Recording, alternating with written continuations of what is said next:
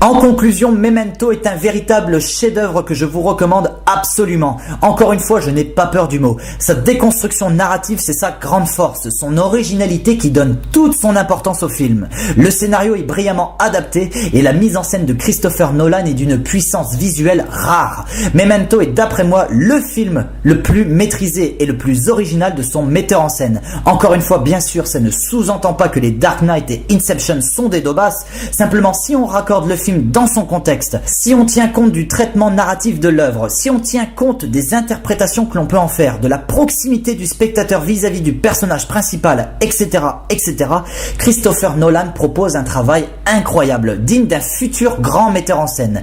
Memento, c'est pour moi le chef-d'œuvre qui a créé Christopher Nolan.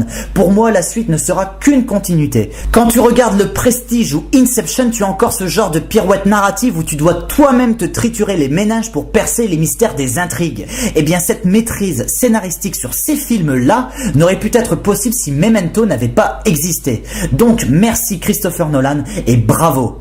Voilà, sur ces mots, je vous donne rendez-vous pour une prochaine critique où nous allons revenir sur une énorme daubasse qui est accessoirement la suite d'un film sur lequel je suis déjà revenu, mais je ne vous en dis pas plus. Je vous dis bye bye, allez au cinéma et à la prochaine.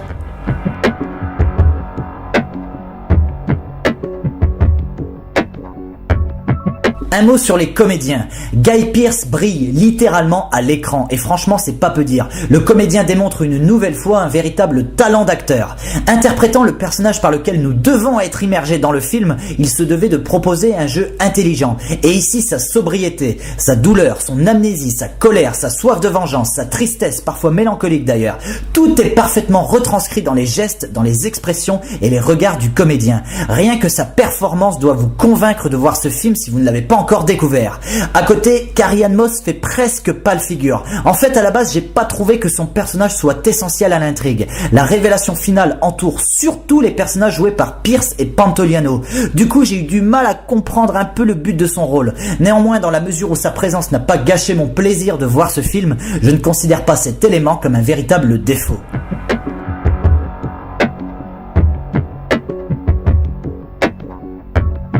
Autant dans Les Rivières pourpres, sa complexité était la conséquence d'une succession de maladresses scénaristiques, autant dans Memento, c'est vrai, sa complexité est quelque chose de voulu, de parfaitement calibré, et au final, oui, quand on réfléchit 5-10 minutes sur le sujet, tout semble clair et logique. Seulement voilà, là j'essaie de me mettre à la place du plus grand nombre. Memento teste la mémoire du spectateur, et si celle-ci est détachée ou peu concernée, tout de suite vous serez exclu de la proximité que le film tente d'entretenir avec vous.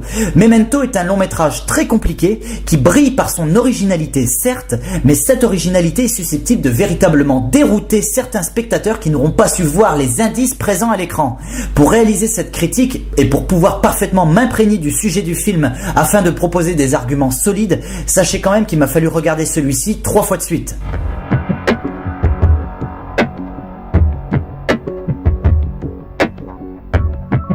Bref, tout ça est à la libre interprétation de chacun. Moi, c'est vrai, j'aurais sans doute plus tendance à vouloir retenir la première explication parce que je la trouve sans doute plus originale que la seconde.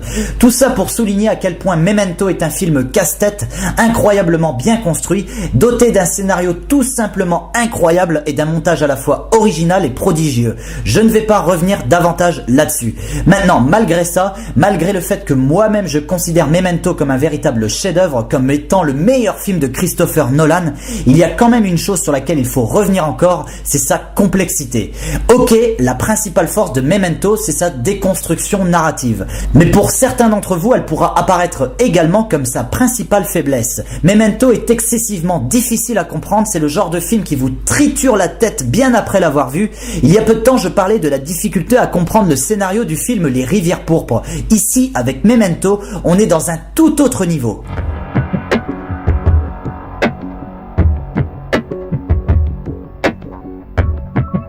À l'issue du film, donc au bout des 1h50 environ que dure celui-ci, Christopher Nolan propose une révélation très surprenante et terriblement efficace. Il propose également un certain nombre d'interprétations possibles sur les agissements de Teddy, joué par Joe Pantoliano. Là, je vais me lancer dans une tentative d'explication des différentes interprétations de la fin du film. Donc tous ceux qui n'ont pas vu celui-ci, c'est le moment parfait pour couper la vidéo. C'est parti, alerte spoiler! Alors la première fois que j'ai vu Memento, je suis parti du principe que Teddy disait la vérité à Leonard sur ce qui est réellement arrivé à sa femme. Et en fait, on est censé comprendre que Shelby s'est enfermé dans une forme de boucle interminable où il a semé des indices pour le dérouter et en réalité courir après un homme qui n'existe pas. Et à chaque fois, il recommence le puzzle à cause de ses pertes de mémoire. Ça, c'est sans doute la conclusion sur laquelle vous êtes sûrement resté en observant ce film. Sauf qu'inconsciemment, on peut discerner une autre interprétation à la fin de Memento. Rien pendant le film ne nous permet de ressentir de la confiance pour le personnage de Teddy. On sait que par nature, il est défini comme étant un menteur. Donc pourquoi partir du principe qu'à la fin, il se met à dire la vérité à Leonard Shelby? Christopher Nolan donnera lui-même une explication selon laquelle on peut imaginer que Teddy a cherché à manipuler les sentiments les plus enfouis de Leonard Shelby. Ce dernier comprend alors que les mensonges se sont multipliés au fur et à mesure du temps et qu'en le tuant, Shelby décide de mettre un terme à la boucle dans laquelle Teddy l'a enfermé en lui mentant.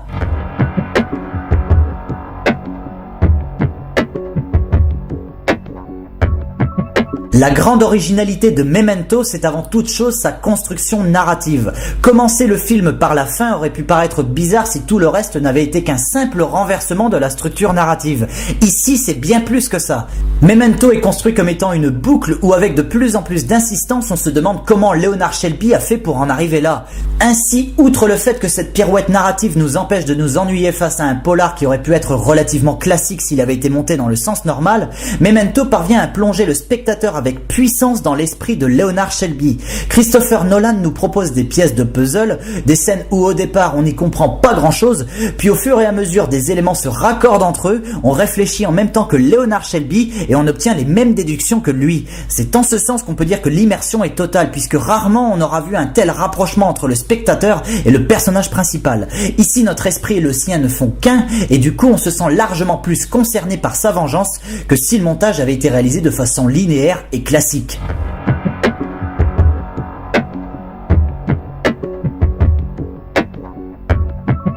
La mémoire comme thématique, ok. Souligner les conséquences de ces déficiences, ok.